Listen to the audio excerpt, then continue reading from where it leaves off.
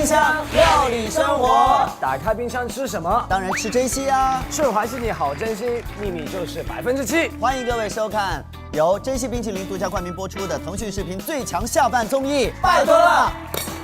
冰箱，精不精彩这一长串。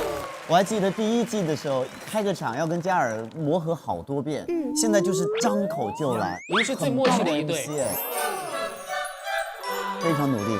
好，我们今天厉害了，我们今天呢要开一个我人生当中很重要的男人，啊，要开这个男人的冰箱，我们的黄磊老师。认识了多少年？那天我跟黄老师在聊，在我还没有做快乐大本营之前，也就是1998年之前20年吧。对，那个时候我跟黄老师是巨星和粉丝之间的关系。谁是巨星？谁是？他是大明星，然后我是何老师那时候在主持那个少儿节目。是这样，我们在那之前就认识了，是因为当时我在做滚石音乐的电台节目，我们的制作人就觉得我跟黄磊会成为好朋友，因为我们俩分别都是他很好的朋友。制作人现在也是个作家，叫邱薇。对，他就把我们俩介绍认识，结果我们就成为了非常好的朋友。你想，98年我们都20几岁，那我在20年前呢，很喜欢在家里做饭，那时候工作也没那么忙啊。那时候炯炯呢，他就会跑到我们家来，我就会弄点菜什么的，我们在家里吃饭。后来我们在暗恋的时候，就这个话剧啊，《暗恋桃花源》。这话剧那时候第1版的是暗恋，对不起，别误会，别误会。我们暗恋也是，我们是彼此暗恋也是明恋，我们是公开的互相喜欢。然后呢，到今天大概前前后演了有500场左右。我们有一个习惯，就是演完了，我们一定得一块吃一顿饭，得吃宵夜。人家每次问我说：“黄老师，您演完戏很投入，您要多长时间才能从戏里走出来？”我说：“看度数，喝的是多少度。”所以我们两个是吃过1000顿以上的饭的交集。哇，1000顿真厉害哦！世界上基本上只有7%的人可以吃到1000顿饭。为什么是7%呢？因为我们的珍稀冰淇淋是珍贵的100克才能提取7克的珍贵稀奶油。那现在黄老师喝的这个冰冰的白葡萄酒，我们再来一个冰冰的冰淇淋，好不好？酸奶的。我想要一个提拉米苏的，谢谢。谢谢你，谢谢。有个问题想问，既然就20几年朋友了，有没有对方的一些称号或者爱称那种？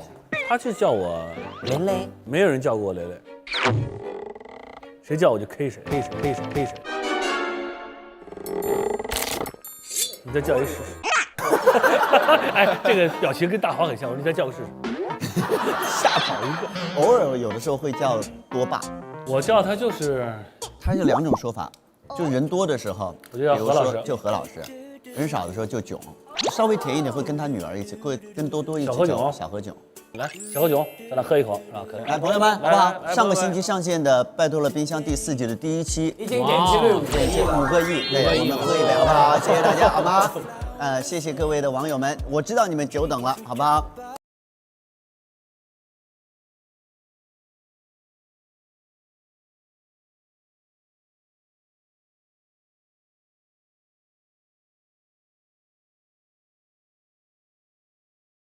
今天依然延续我们之前的规则，我们呢6位厨师，有4位呢我们冰箱家族的老成员和2位我们的新厨师，一位是李阳，欢迎；一位是罗拉，欢迎。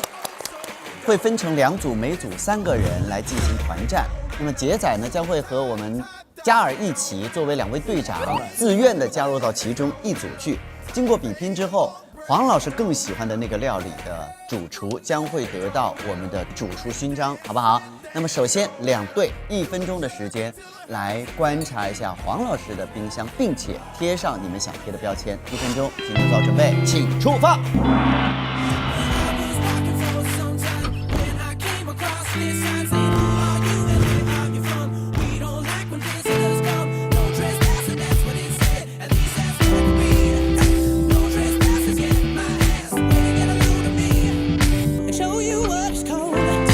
好了吗，宝贝们？好了啊，看一下哥哥，你的哥们儿，铁儿哥们儿没有一个说对了。注意你的发音。铁儿不用加儿化音，铁哥们儿，铁哥也不用加，好朋友，你就铁哥们儿铁哥们儿，们儿，铁哥们儿，铁哥们儿们儿，铁哥们儿。铁哥们儿，哎，哥们儿，好，我们来看一下黄老师的冰箱。哇哦，首先从外面就看到贴了很多的照片。黄老师吗？对呀、他的那个萌照，然后这是他太太孙俪，这是大女儿多多，哇哦，这是二女儿妹妹人，这是弟弟人的脚丫子，对不对？啊，对对对对对，好可爱。我们在冰箱上发现了不应该出现的文字，叫做文艺，谁写的？我很少人会在冰箱上面贴那么多照片呢、而且那边我觉得特别的文艺，有很多明信片，然后很有一些符合他的气质。对，你是92年，对，你应该是黄老师。哎，等一下，黄老师文艺青年的时候，黄老师晚期的粉丝。不是啦。我的意思是你做那个长发飘飘的那个年代的时候，他还是小朋友，他没见98应该年对吧没见过，对吧？我们有一段视频，对，跟大家一起来看一下。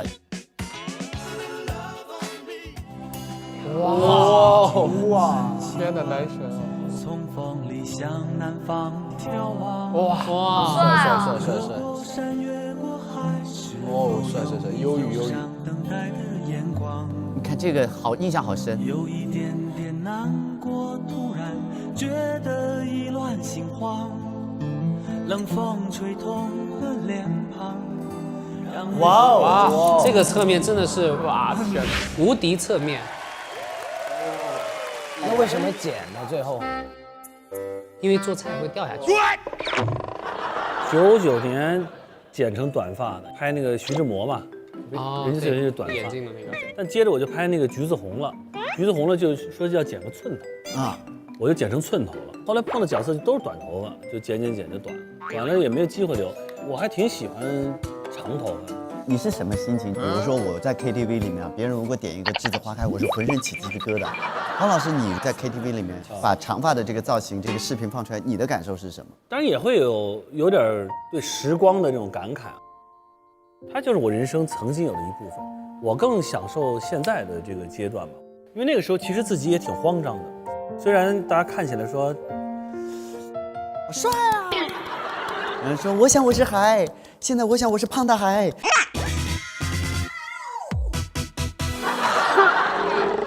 我觉得大家也不要看到过去就唏嘘不止啊。每个阶段有每个阶段的好看。对，有人说那个多多的个性，多多很多文艺的照片，对，就是多多的那些照片拍的特别文艺。这都是我媳妇儿弄的，有的时候她就会拍个照片什么就贴在墙上，像那个《暗恋桃源》那张，你看都破了吧？那个孙俪是08年演的云之凡，10年前印了这张之后，她就一直贴在冰箱上。我们搬家呀，什么换冰箱，但是这些冰箱贴都挪过来一袋子，然后我们有一个仪式似的，就是把这些东西全贴到那上面啊。其实下边有一张黑白照片，竖着摆，那是孙俪小时候。哦，很像多多哎。黄老师家冰箱当照片墙用。我还真是对冰箱很有感情。那这样，我们接下来要打开黄老师的冰箱了。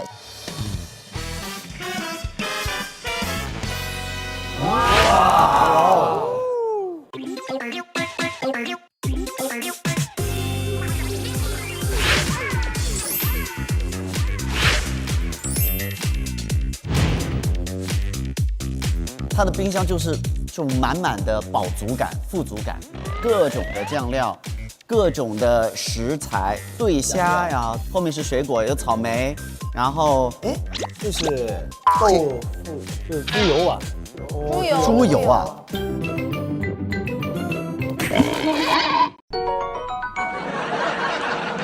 这底下是什么呢？那个食材白莲子。哦，那个里面烘焙的食材特别多。哦，我就喜欢厨房。我做烘焙也是自学的。你比如说做牛角啊，自己裹油啊这种啊。这个人是不会写这个字，还是这谁写的匠人？不好意思，又是我。然后我实在是想不起来那个酱怎么写，我你想用这个音指2个人，2个匠人。对不对，对，因为首先黄老师的冰箱里面，大家可以很明显的看到有非常多的酱汁，不同种类料理的酱汁都有。是为什么一个人可以搜集这么多酱汁呢？也说明说他很用心，像一个有匠人匠心，像匠人一样。对我也注意到黄磊老师冰箱里面酱很多嘛。其实我贴那个标签，我写的是不懂生活，但是我把我看到那个标签对，了我把布划掉了。家里有很多酱，可能大家会觉得他不会做菜，但是你仔细去看黄磊老师冰箱里酱，它每一个都是分得很细，包括辣椒酱有很多种，豆豉有很多种，酱油都有很多种。对，我先解释一下，这酱豆腐其实不是我做饭用的，就跟春节刚过，1月份的时候大家就互相送年货，我也不知道怎么就认识了一批各种做酱的酱豆腐，但是人送了好多，但是你也不能坏了呀，我就给搁冰箱里。但是辣酱确实要分很多种，比如我有什么剁椒啊、豆瓣酱啊，我们其实也有点四川味、湖南味，因为孙俪爱吃辣，所以呢，不同的那些辣酱，自己用的辣椒油啊，还有一些辣酱，所以我们家这酱很多。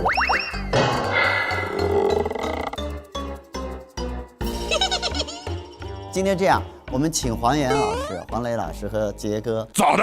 你们3个来进行一个比赛。我和嘉尔呢会在4组酱当中每一个里面挑选1样放到一个盘子里面，然后你们要尝出分别是4个什么酱。哦，因为每一组酱是2个可能很接近的，好不好？好，这里面有4组，一组呢是玫瑰腐乳和白菜腐乳，一个呢是辣椒酱和辣椒油。 OK，这个是生抽，这个是酱油，日本酱油，就是蘸着那日本寿司的酱油，番茄酱和番茄沙司。番茄沙司。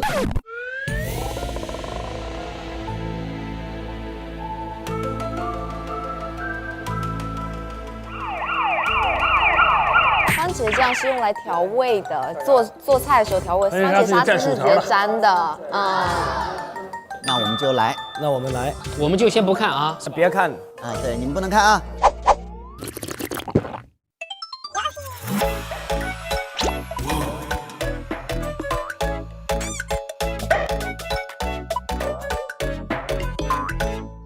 何老师跟嘉尔弄完之后忘了自己放了什么，我记得，而且何老师呢，他心机很重的把番茄酱跟番茄沙司一起放了进去。没有，不会。呀，糟糕，我忘了我放的哪个了。你就会忘记自己放了。了。而且他勺子的底部，你让我看到了辣椒酱。哎呀，我也不记得了。这是更对，你加的是这个和这个，对不对？你加的是这个。我第一个让黄岩老师来猜，好不好？黄岩老师闭上眼睛啊！闭上眼睛，他那有。你干嘛非得用我的呢？他这有勺啊。来，哥，闭上眼睛那个黄岩老师不是黄磊老师。啊！ You what？ 怪不得拿黄老师的手。我说你为什么一直坚持拿他的手？啊，闭上眼睛，好。黄老师不是安老师。你在干嘛，王嘉？你是喝醉了吗，王嘉？我还闭眼睛吗？闭眼睛。可以吃吗？这王嘉尔为你挑的，你可以要求再吃一口。不用。黄岩老师，生抽还是日本酱油？生抽。哦，对了啊，第一个对了。玫瑰腐乳还是白菜腐乳？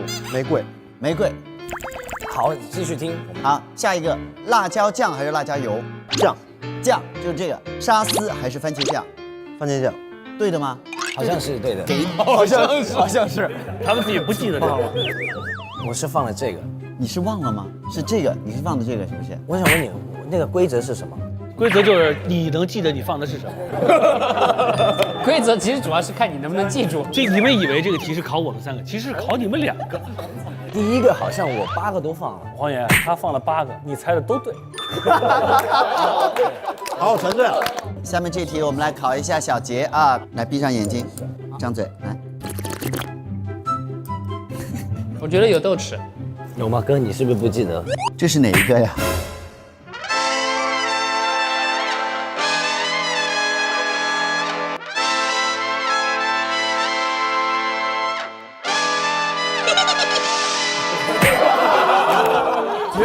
考记忆力的题。这是我们俩合作的那个，是那个生抽还是日本酱油？日本酱油，是这个是吗？这是谁放的？对对对是你放的。对了，对对对，番茄沙司还是番茄酱？番茄沙司，还是番茄酱呢？番茄沙司，还是番茄酱呢？这样就可以答案了，你还不说？我觉得是在误导你。沙司，我觉得是沙司。好，没事，好，下一个。到黄老师了，闭上眼睛，闭上眼睛，一定要闭上，不可以看哦。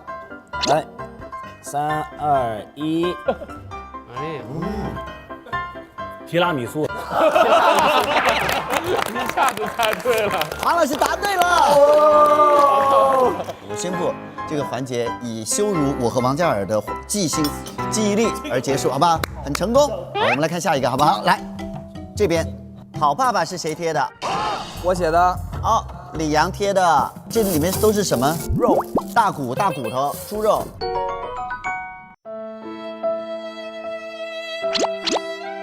我觉得黄老师肯定是平时爱熬一些汤啊，这些食材啊，钙的含量比较高，所以在孩子成长过程当中，给他们多补钙啊，对他们身体有好处，所以我就想到了这个。这我也没想那么多。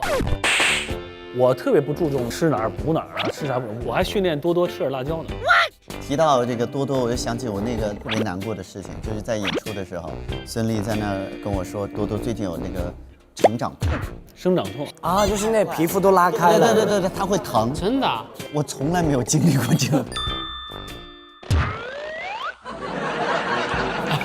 就是长得太高了，对吧？对，长得快，长得高。不是，他长得太快了。对，罗拉，你宝宝4岁，现在正是长身体的时候。对，现在我就是比较喜欢给他吃一些 cheese， 或者说是黄油。Thank you。这样我觉得吃这些东西比较有营养，而且感觉比较能够让他长高。可是好像现场也有一个人很爱吃 cheese。Yes。他说 cheese 会长高，有用吗？现在没用了，对不起。对，但是这个关键呢其实是基因，所以也别瞎忙活。不过刚才在你的冰箱里确实没看到什么小朋友的糖啊、冰淇淋啊什么的。我是不反对小孩吃糖和冰淇淋的。That's good。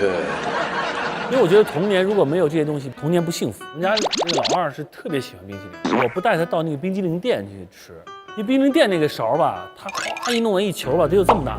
现在我二女儿已经觉得这就算超大球了啊！你就不让她出去？姑娘以为冰淇淋球就应该只有这么大。我跟你讲，我们家妹妹真的，一弄这一球说大不大？太大了。黄老师，您经常长时间的陪伴家人，那您的事业怎么办呢？说怎么平衡？没法平衡。你就是要选择。其实这几年我挺检讨我自己。14、15、16就这3年，我就觉得我那3年简直忙的呀，怎么好像不太着家似的，所以我对我这个二女儿挺愧疚的。多多小的时候啊，我没那么忙，我经常2、3年都几乎不怎么出去工作。话剧的时候，因为经常带着宝宝巡演，对啊，我们就带着孩子去巡演。那段时间也有很多时间去黄老师家吃饭，现在就找不着人。现在是我也忙，他也忙，所以我俩在节目里做饭吃。真的是，所以我在去年开始，我真的就决心要慢下来，一定要慢下来。工作就是为了让自己生活的慢下来。对，要不你说你忙啥呢？工作是为了让自己生活慢下来。我个人的感觉。刚才佳佳你跟我说你最近写了很多歌，你哪有时间写歌呀？就自己休息的时候。可是你没有休息啊，你那么多节目同时，比如说有4、5个小时睡觉的话，就可能拿1个小时出来写歌吧。那你现在除了写歌之外，你最喜欢做什么事情？写歌、跳舞。可能我年纪就比较小的问题，一休息下来，我会觉得喘不过气。我会觉得我一停，哪怕是1天2天，我身边的人都在进步，我会怕我追不过。更糟糕的是，你努力了还是没追过。所以啊，你也别先别想着追没追过，这是一个很累的想法。真的，也不是说什么人气或者钱的问题，是我比他们少了一天2天去做作品。他们几个真的挺玩命，因为我不熟啊，我跟那个艺兴特别熟，我们不是在一块录节目。哎呦，我就看我说这孩子太累了。那天我就是录节目，他叫我师傅嘛，我说艺兴你叫我师傅，我说我真说你2句，我说你这不行，我说你们会把珍贵的东西给丢掉，就光剩努力了。当然这个比懒惰好，有一派的人是特别享受生活，极懒，然后他是非常在自己的安逸的生活当中找危机感的人。我就怕就是，到时候机会来了，我没准备好自己。就比如说，我以前在其他国家也是拍很多不同的节目，那也没有一个机会让我去展示我自己音乐的东西。但是就是因为那时候我在我私人的时间准备我的音乐，才当有机会展示音乐的时候，让大家大吃一惊。因为这个东西是不肯定，可能我错失了这个机会，就下一个不知道什么时候来。I just feel like I actually really love music.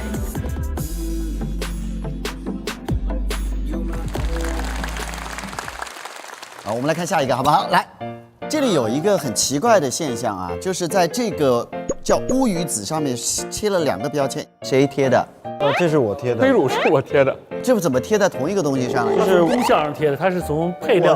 我是想，就是因为可能大家认为乌鱼子就是有很多的优点，但是我想说呢，就是乌鱼子也有不好的地方。它这种东西呢，就是滋鱼一种东西，然后但是呢，它是用盐渍出来的，所以呢，盐分是很高的。吃多了的话，会引起不消化，会有中毒，还有腹泻，就是男人会吃的更多一些。我觉得女性多一点。因为女性吃乌鱼子，它有那个催乳，然后调节内分泌的功效。我问一下黄老师，这个到底是？这是个下酒菜。下酒菜。我那时候去台湾，晚上找个小饭馆，那台菜弄个乌鱼子，你稍微烤一烤之后啊，或油稍微煎一下，配口酒还挺来劲的。对，我很喜欢喝酒，好朋友在一块儿，凑的人特对劲啊，然后再配点也别太复杂的菜，你就会有一种物质的分泌，就会让你挺幸福的。你说这么多年我们在一块演出，有些东西是勾搭着我们，为什么？就是因为想在一块耗着。我主要是对艺术的喜爱。你冷静一点。他有一天在说，他说我们是一种病，比如我们演出啊，我们演完就10点半，收拾，到了小饭馆，喝到12点回酒店了，到了楼底已经都是酒足饭饱了，然后就互相你看着我，我看着你，然后喝一杯啊，可以啊，就好像刚才没发生过，你知道吗？一个新的邀约又开始了。然后这边在群里说，最后一个来的啊，罚3杯，然后这都回屋快速洗澡。永远都到了酒店之后，就会有一个神秘的数字出现在群里。黄老师的房间号，也不知道干嘛就瞎聊，就耗着。现在就是年轻的朋友在养生，结果耗到最后的全是老同志。我在录《极限挑战》，每次耗到最后都是我跟黄渤和孙红雷我们仨，岁数最大仨坐着。我还记得好多年前，我已经回家睡了，然后朋友说：“快来什么什么酒吧，这里嗨炸了！”然后我就过去了，几个女孩，一人一个菊花茶在那里。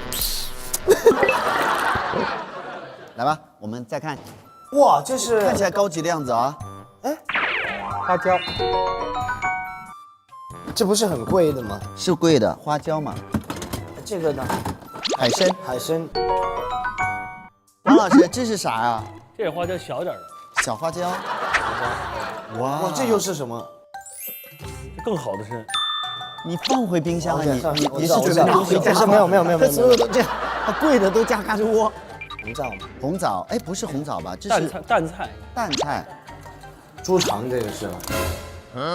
这不是猪肠吧？这是什么？你看后边写着呢。全扁尖笋，看到有一个很不礼貌的一个啊，中年危机，这是谁写的？我贴的，抱歉，黄老师。没事。因为我看到里面好多补品，我就觉得是不是黄老师平时特别注重养生，而且他这个补品，他从头补到脚的，也很少看你吃这些东西。我特别的不喜欢滋补这个事儿，所以为什么我冰箱里会有这个，就说明一个问题，就我没吃。哦，怪不得。我最喜欢的食材就是普通食材，但是呢，人家就觉得我可能岁数大，中年人。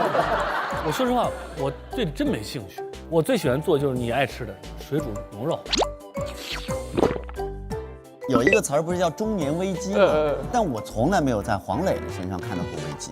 你记不记得那时候深夜食堂的时候，大家对这个戏有非议嘛？当时有一些看法，好像你并不认为这是个危机，是不是？啊不，这不是。那个戏我坦白讲，他拍的其实有些还不错，但是他犯的错误是主要是就这戏他不应该翻了，但还有就是因为可能受商业的影响，里边有些广告什么，其实但这些我们作为演员，其实我们也参与不了，我们也管不了这事儿。对，我反而很感激，深夜食堂，大家对我的这个，比如说有批评啊、指责呀、甚至还有很多人对我有愤怒，其实给我一个特别好的提醒，就是你也有很多很多的毛病，你有很多很多的缺陷，然后呢，你也要学会经常停下来。停下来想想，琢磨琢磨，而停下来的时候，忽然发现原来家庭生活在旁边，永远在你身边，然后你觉得特别好。你知道去年那个时候，孙俪怀弟弟，大家说黄磊重男轻女，想生老三。他了解我，我其实有点重女轻男。我其实当时听说老三是个男孩的时候，我稍微有点遗憾，真的。我特别想三姐妹，三朵花，我喜欢女孩。小杰有过危机感吗？我从来没有，我现在觉得自己永远是少年。你在吃什么呢？对啊，这俩反而都没有危机。我觉得中间危机跟年龄是最挂钩的，所以最焦虑危机的是我这样子，刚刚30岁，因为30岁是觉得才30岁。真的危机来了！88年的不正好30岁吗？30岁是这样子的，就是说你年轻吧，也不再年轻了。然后你心里又有一颗不甘的心，又想年轻，所以他特别不甘和焦灼。然后你再看这发际线，你看我这发际线是越来越高，就猛然之间就到这儿了。不重要，没有哪个男人是靠发际线成的。我不特别喜欢碰着一帮人都说，哎呀，我现在特别危机，我特别痛苦，我现在特别多压力。你看我们俩加一块儿已经90多岁了，但是我们就每天乐乐呵呵，真挺好。黄老师今天说很多啊，我印象最深的那一句就是所有都是假的，回家跟家人吃一顿饭，对，那个是真的。回想小的时候，我们住在一个院子里的时候，你在院子里面听到最多的各个家长出来喊都是回来吃饭啦，对不对？对。你从来没有听到过任何一个家长在院子里面喊回来努力啦，回来打拼事业啦，回来生孩子啦，没有这样。最后你忘了跟爱的人一起好好吃一顿饭比什么都重要，真的是。然后当然你不能说一辈子只有这点追求，但是你不能忘了这个乐趣。所以我为什么说拜托了冰箱，有的时候为什么我一直不觉得它只是一个简单的美食节目或者简单的一个人物访谈节目，我一直觉得它一直在打开很多新的门，让我们看到生活本身应该有的样子。我们俩作为2个不会做饭的人，天天在这里跟别人说打开冰箱料理生，你真的开始学了哦。对，我学会了红烧肉。哦，那不容易啊！而且还煮过给我爸妈吃，还都吃了，还自己创作了一道菜，然后他们觉得是奶油 cheese 五花肉。感觉好腻哦。现场觉得想吃的举手，奶油cheese五花肉。奶油，对我一个人吃完了，好吧，我举个手。我们在这一季结尾的时候，我们一人呈现一道成功的料理，好不好？今天同样是分2队，王嘉尔和我们的张杰来自由选择加入任何一队成为队长。我们同样是只有15分钟做出一道料理，让黄老师满意。那么首先请我们的6位厨师进入到作战室，加油！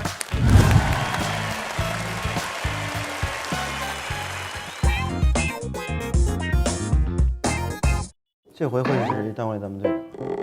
我还是有点希望是王嘉尔。他还是喜欢鲜肉是吧？对啊。那应该你要有那个去那个房间。其实我觉得这次是他俩是谁都不重要，我觉得咱们一定要反败为胜，无论咱们仨谁做，一定要赢。对，我们这次一定要赢，吸取上一回的经验。接下来杰哥，你们俩怎么选择哪队呢？你们有什么方向？15、20，就是连续叫2把赢，对不对？好，预备开始。Ready go！ 10、5、10。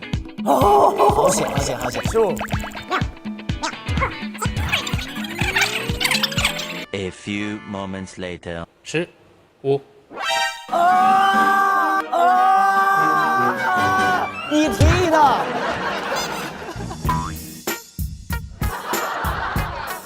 杰哥，你来选，你这边还是黄老师那边的队伍？你加入哪一队？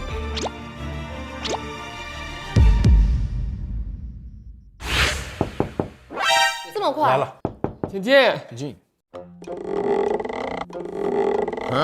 耶！这样去那边了，这样去那边了。这么快？什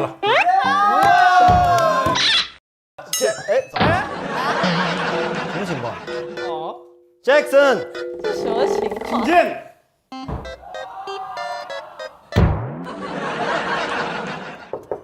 请见。Come on baby。还以为你去那边了呢，还以为你去那边。我进去就嗨了一下。你刚刚在猜，也有可能因为上一期我们没有赢，这一期我们 team 一定要从这儿哪跌哪爬起来，扳回一局。扳回一局。先不想，先想菜吧。我的提案的名字叫做绿野仙踪。OK， 2个菜，一个 cocktail， 这几个菜都是大自然的感觉，一个是森林，一个是海洋，还有一个是在沙滩上的感觉，海边嘛，就感觉跟自然很亲近的一个意境是吧？对，意境。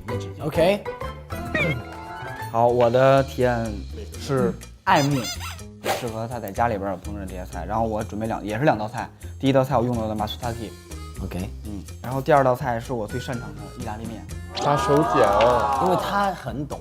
对，要做一个世界第一的一个，那是我的看家本领。前面不用管，你第2道菜就是做一个 pasta， 你第2道菜就是已经结束了。Yes。我这个名字简单，今天叫做方圆之间，就是有方，有圆。看嘉儿表现，嘉儿已经用嘉儿睡了，嘉儿也快睡了。这不是一个方嘛？具体这2道菜，一个是海参，那个方呢就是做一个虾饼，虾饼之后再炸。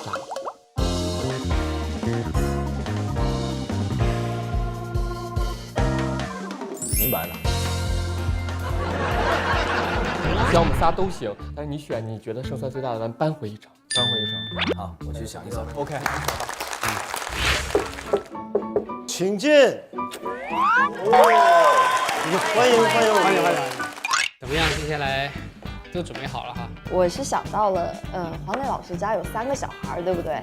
他们3个小孩的话，3个小孩，对不起，我脑袋有点乱。一开始没有跟他形容好我要的什么，可能也看到杰哥比较紧张吧。好，慢慢来，再重新来一次。老师可以你先吗？好，我先来。我先组织。黄老师来啊。通过很多的谈论中，我感觉呢，黄磊老师还是挺接地气的。今天呢，给黄磊老师的这个提案呢，是用小米做8道菜。8道菜。这个菜名呢叫做精米福八件。先是用小米做寿司，然后我再会用小米呢跟草莓做的一个就是煮的一个这个甜点，然后呢还会用这个小米和南瓜做一个布丁。啊，对，烤的。对，所以每道菜里面都有小米。所以我的菜名呢叫精米福八件。精米福八件。对。我的菜名就叫 Pearl House。 Pearl House。我是想要各种食材都要用拿下来，要做大家能分享的这么大餐的一个菜。冰箱里面的那个意大利面，还有那个小米，还有海鲜、鸡肉，要做一种那个西班牙海鲜面。西班牙海鲜面。配起来，我要分子料理做发的一个那个 sauce。用分子料理做一个 sauce。我的料理是专门给宝宝吃的，因为黄磊老师有3个小孩嘛，然后我是会用猪肉还有芝士做一个丸子，芝士跟芝士是同音的，所以说这个菜的名字叫做神算子的大脑。You what？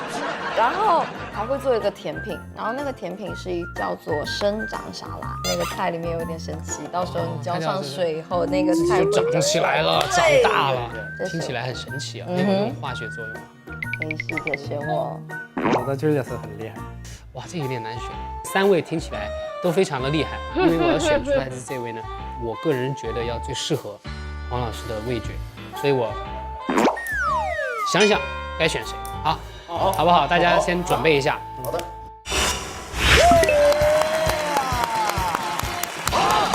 2队已经从他们的作战室来到了现场，那接下来就是我们珍惜主厨的认证环节了。2位队长，请说出你们的理由，并且把你们的珍惜主厨御用礼金颁发给今天的主厨。杰哥先开始好不好？张杰。今天呢，我觉得为这个我们的黄老师准备的这个厉害的菜啊，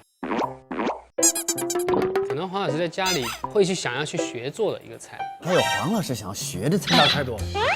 我也想见识一下这一位主厨他的功力到底有多深厚。这位主厨就是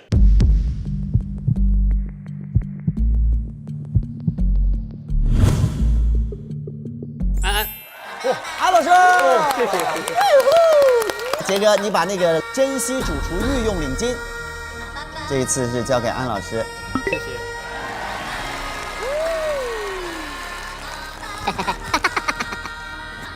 好，那接下来王队长。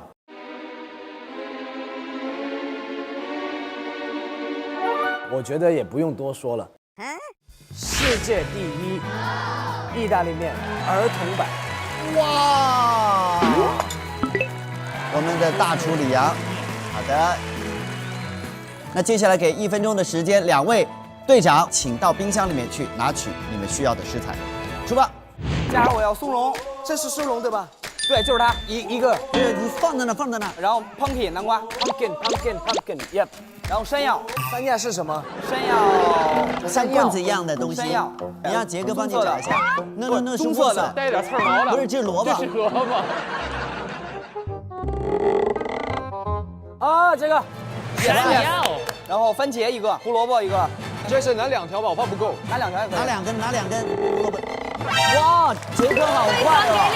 杰哥很麻利耶。番茄苹果腊肠虾。啊，好，谢谢。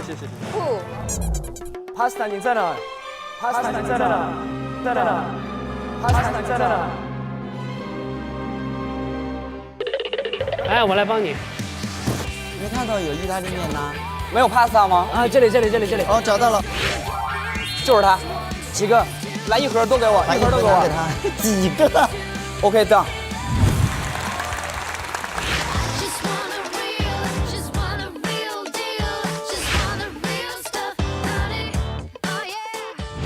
今天是面对面的比拼，属于黄磊的幸福料理，到底2队将会如何呈现？15分钟料理比拼正式开始 ，Let's go。杨哥 ，Come on， 加耳，踏踏实实的啊，踏踏实实的，嘿，踏踏实实的，踏踏实实的。他做的他熟悉的东西。煮南瓜啊，煮南瓜，番茄、萝卜、黑头。这个水煮完南瓜，还得帮我烧一锅煮意大利面的水。我烧了已经 ，OK。我很期待安老师的，因为安老师今天要做大份的西班牙海鲜面，去头是吧？对，土的地方都要去掉。叔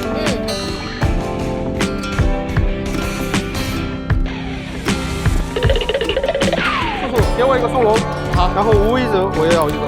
可以。啊，你们有刮皮器吗，大哥？刮皮器我不懂，我没有刮皮器，我帮你来我。有趣的是，这一队的主厨杰哥，你看你的主厨现在在哪儿？哎，我的主厨变成他们的助手了。好，现在安老师是我们的队员了。不是那个拿食材，拿食材来的，安老师太可爱了。现在黄岩在给西红柿剥皮，他一定要先煮一下才能把皮剥下来。这个是要去皮，对，要去皮。啊，有皮是要口感不好的。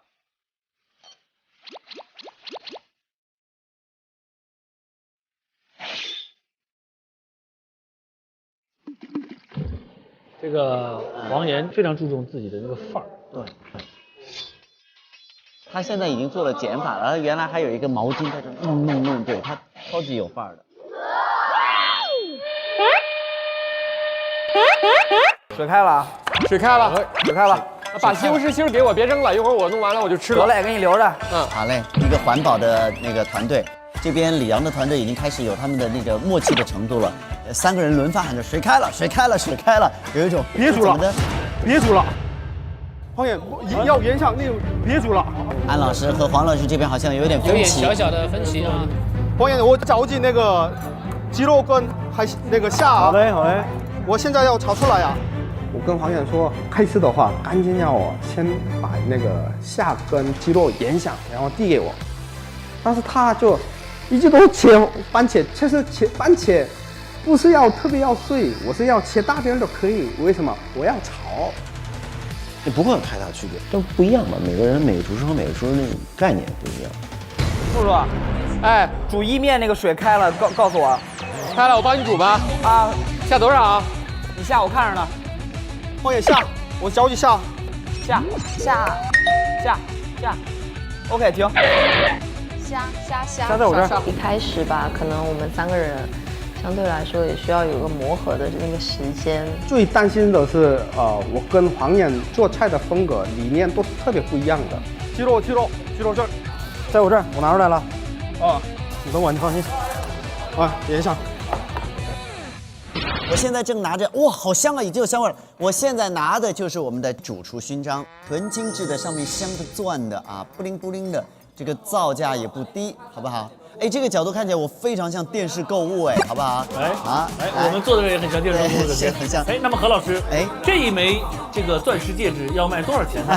这个只要999。哇，这么便宜，好香啊！好，现在我注意到大家已经开始在处理食材方面更加的精致了。叔叔，你在做什么？我再把松茸弄干，一会儿他们煎。哦，要煎松茸。我自从上一期吃到了我们的黄老师做的那道菜之后，还是久久不能忘怀。是不是？现在看黄老师是不是带着光芒？对，自身带光芒。黄老师做料理非常吸引人的。今天我就想看一下我们的安安的光芒。安安也是很厉害的。可是我还是蛮好奇世界冠军的这个儿童意面，这煮多久？意面？我看时间的，没关系。拉长切片。罗拉，你在做什么？还在做这个酱，就是吃我了！9分10秒。还在煎虾。哇！这个厉害了。安老师，这个火是你预想中的吗？啊，对。OK， 好。哇，意料之中的火。哇，好随意，很帅气的吹调。Fire！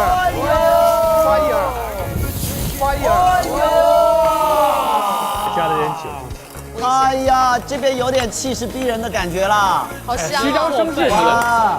李阳这边给点动静啊！妥妥的啊，何老师。那个小杰，我要你呼啊。好的。 8分钟，下壶了啊！8分钟，谢谢家。过吧，你直接过吧。好，那种搅拌器我也在家里玩过。7分钟。调味的话是来调吗？就得放，直接放腰吧。对，面不过，你站在后面。拿。搂眼。小杰也坐不住了。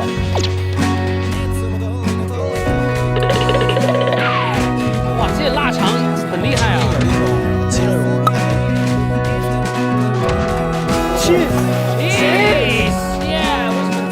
有的时候看到高手之间在默契的合作是一种享受。还有什么？这儿不是我们这个 team 的吗？不是，在捣乱，我在捣乱。吃醋了。李阳下的什么酱？番茄酱。对。叔叔你在做什么？我刚看你拿一个片在磨。炸山药片。 山药片哦，哇哦，这个一看我就喜欢吃。这是一个热闹的厨房啊！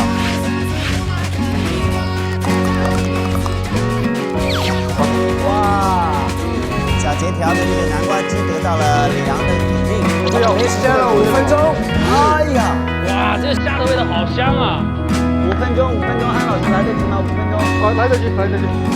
就先把炸给什么都不要管了，就来得及，踏踏实实的下，踏踏实实的。对，我也想踏踏实实4分45，保证。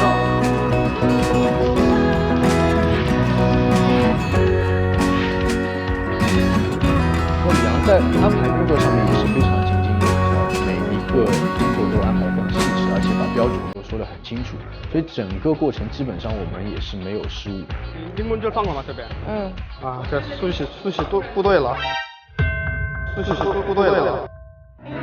哇，你这过呢，着急呀！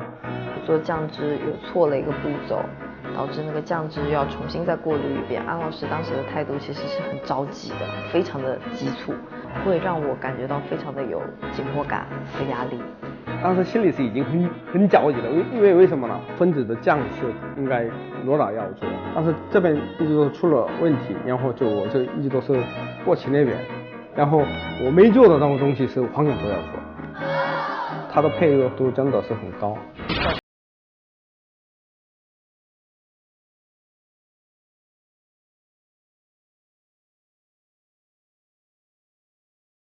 菜的感觉，就是我自己分身了。小杰，我要深度采访一下，你是从什么时候变成一个综艺戏精的？有吗？你现在真的，我觉得我跟黄老师两个都不用说话，你已经可以把所有的时间填满。接下来4分多钟我们不说话，好不好？交给你。可以。欢迎来到拜托了衣橱。啊，衣橱那是你老婆的节目。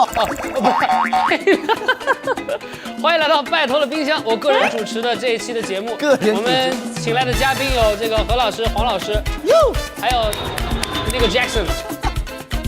对我们这期的嘉宾真的很随意的。3分45啊，没时间了，杨哥，来得及。你看人家都做完放 cheese 了，人家不对，那个安老师你放的是小米，对不对？小米。王嘉尔以为是 cheese 啊，不是 cheese 啊，是小米。小米，马苏丹可以见了哈。人家都把这个小米了，哎呀，他说大米也不顶用。哎呦，这边开始怼了。这边加入了小米之后啊，感觉像是那种蟹黄进去的感觉。哦，这个是直接放进去对吗？对，过滤。哦，好。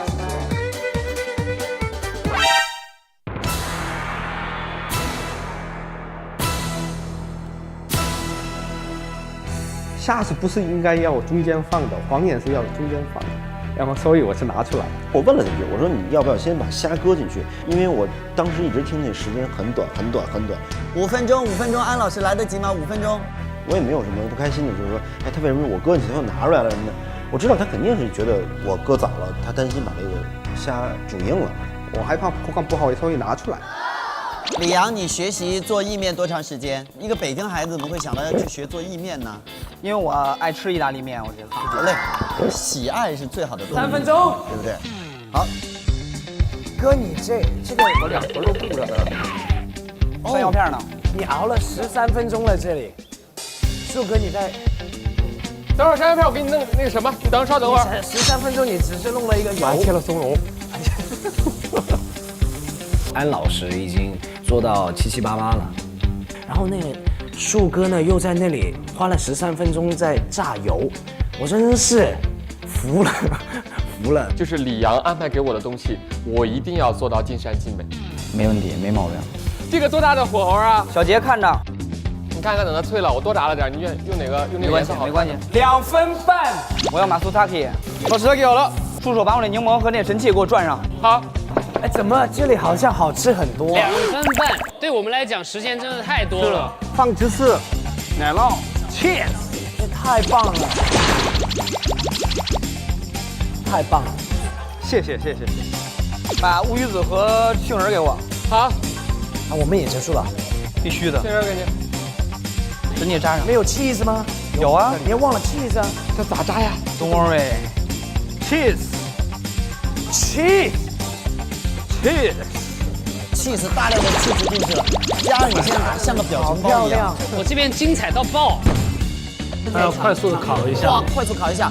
方台烤箱，同城同文，又方便又简单。50秒。你放好了吗？你放了几个？2个。再来一个。哇，这个味道也很好。这个也很棒。打那个绿汁。安老师永远都会有一些新鲜的我没有见过的那个工具。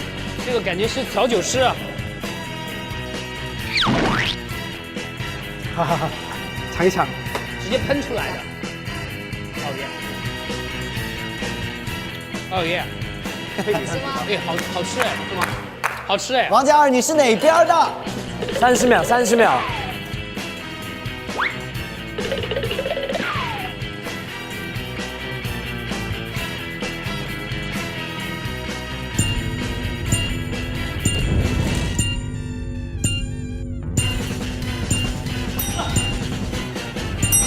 好，2位队长，请麻烦坐回来好吗？上菜。我们节目啊，应该去谈一个手机的植入赞助，因为这时候我特别想拍照，我还真挺期待的，我非常的期待。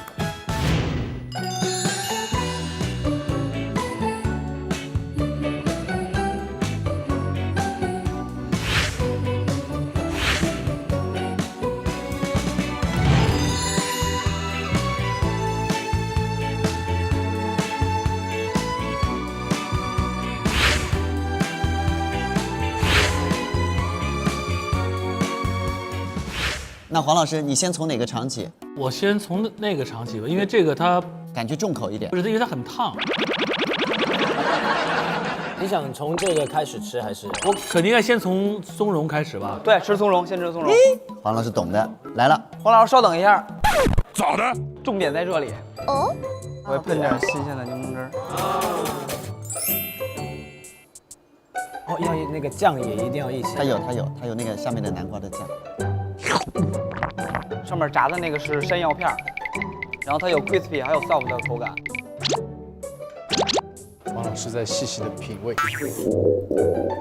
凝重。困了吗？突然之间其实这好吃，因为它在尊重每一层的味道。我是一个不蘸那个南瓜泥的，因为松茸其实它自己的味道是最好的。对，它自己的味道是最香的。放点黑胡椒是吧？有一点黑胡椒，放了点黑胡椒和盐，只有胡椒和盐。因为是挺好吃的。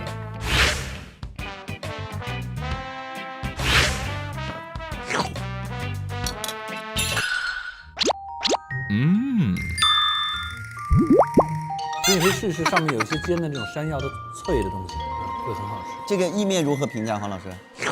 是冠军品质吗？非常好吃。其实意大利面通常大家一吃就是番茄啊、cheese 这种味道，对对对，但是它就很丰富。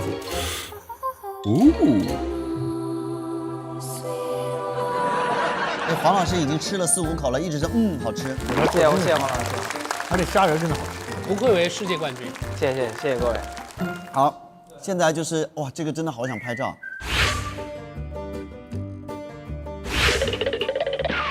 哦，这个好，这个我刚吃过的。哦，这个是酸跟那个核桃油。核桃油，那怎么会变成这样的呢？是一种分子的技术。分子料理的。分子料理就是把所有东西做的让你看不出是什么东西。罗兰，你刚才切的蒜最后变成这样了？对对对。哇，好酷哦，这个。这个是配着那个西班牙饭一块吃的。哇，太有食欲了，这个端上来就是一家人都可以吃啊，像一个披萨，对吧？这个你最好别吃，有点辣。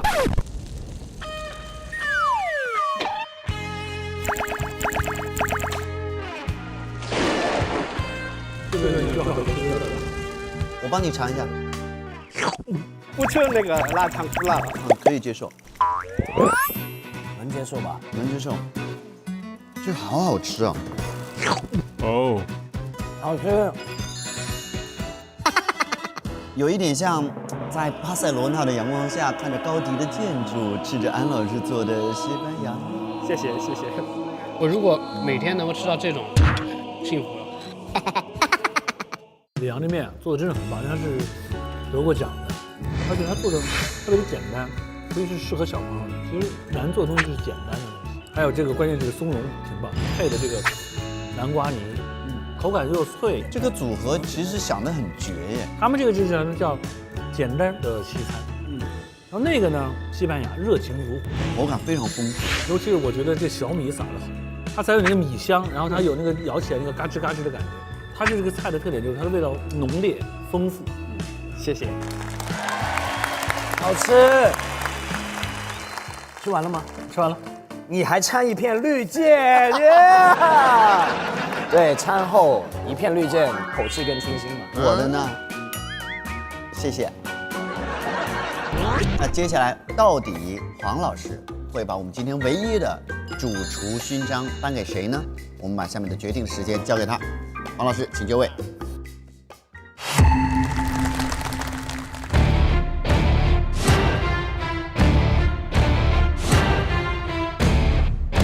在黄老师做出决定之前，我们首先还是请两队的队长来进行简短的拉票。首先是杰队长，这一碗西班牙饭的西班牙面在锅上面的时候，我就觉得他已经赢了。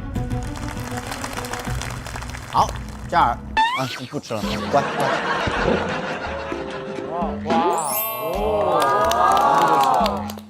相信你的心。上期就说的这个，希望你跟随自己的心，对得起那己。你争取做到每一期都说这个。相信我的心。那接下来本期的主厨勋章将会要属于谁呢？黄老师，请选择。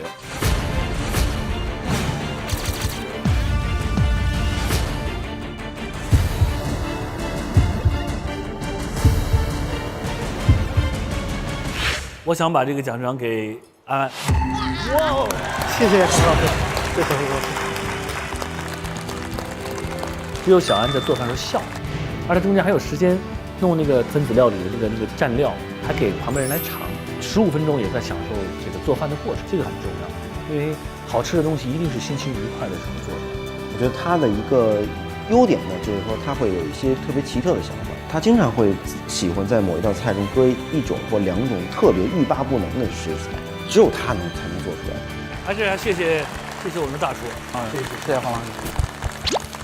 我其实我选择一个最简单的原因，我觉得其实做饭最有趣的就叫信手拈来，就是他在冰箱里找了一些看起来不相关的东西，这是这个菜和这个菜最大的区别。这个菜全是顺理成章的，比如说松茸，用油煎，有点海盐，有点黑胡椒，是非常顺畅的。但小米和四川腊肠和芝士和乌鱼子，它这个混合让我其实挺没想到的，所以我觉得它这是一个有创意的菜。祝贺安老师，你没赢过是不是？输是成功的妈。哪本书？李阳，你虽然没有得到黄老师今天的这一枚这个主厨勋章，但是这是你在拜托了冰箱的首秀，我必须要给你大大的赞。谢谢谢谢。同时我也非常期待我们罗拉的作品，好不好？期待，好不好？希望大家可以从我们今天2位的这个15分钟的料理里面学到一些东西，做一个爱的料理给你自己爱的人吃。所谓打开冰